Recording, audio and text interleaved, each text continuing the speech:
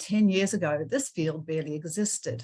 But now, sadly, we are in hot demand. Learning these skills can help you to meet, especially young people in their time of crisis, and not let that generational divide keep us from meeting them in their needs where they are. Specific communities who have continued to be asked for their stories on their experience of climate change are suffering from the fatigue of telling these stories and waiting for help as they continue to experience the impacts of climate change. And my own journey into pastoral care for climate was paying attention to my own experience as I more and fully engaged the climate crisis. As I traced this fraught emotional landscape in myself and what I heard and read from companions on the journey, I wondered how I could bring my pastoral theology and practice into this situation.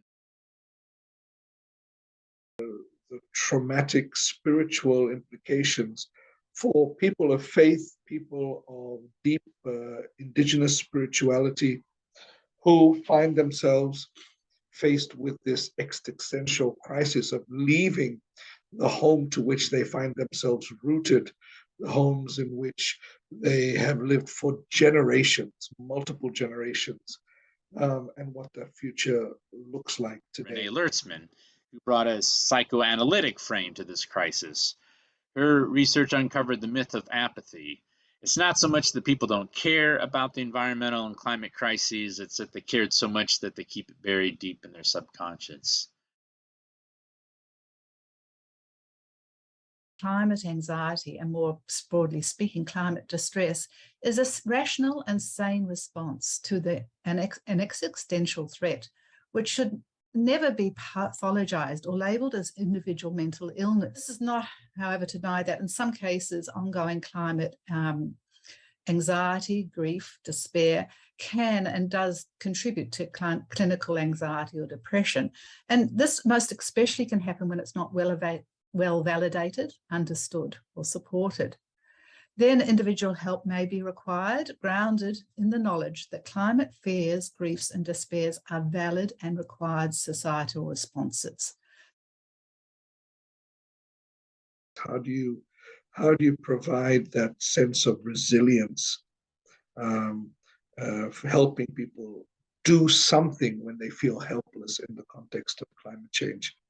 And so, a lot of our work has been around being prophetic, and those who are affected by climate change being advocates of responses to climate change. That these kinds of things, just like the course, and can enable a way of coming together and working it through. And what research shows, and this includes stuff I did, is that through being able to discuss it and really bring up a lot of things that we do tend to repress or feel that we can't say out loud because it sounds too horrifying or despairing or whatever, that we build up a form of not only resilience but maturity, and I believe very passionately that there's a developmental path that gets involved when we do find ways of engaging with the climate crisis in community, with that space for caring, for sharing, for exploring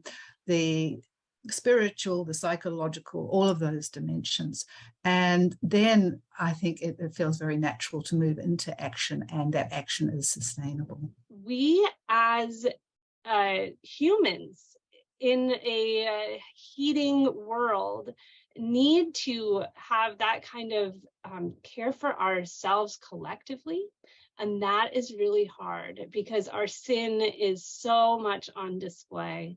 And so we suffer from despair perhaps, but also we suffer from a kind of abandonment of like, oh, humanity, hopefully God will come do something else. And forget that we are powerful, that we are gifted with many amazing qualities, that there's something amazing about humans, and that God will be working with us and through us to do the work that we have to do to cool and clean and heal the planet. That work is not going to be done without us. It's going to be done through us. We have amazing things to do. We have beautiful things to do. And our faith is being called up as such an important, helpful, inspiring resource right now. So I thank every one of you who is answering that call. And I hope that you can feel good about yourselves for being here and for feeling that spiritual need that is going to be answered as we do this self-reflection of seeing that God has blessed us and brought us to this place.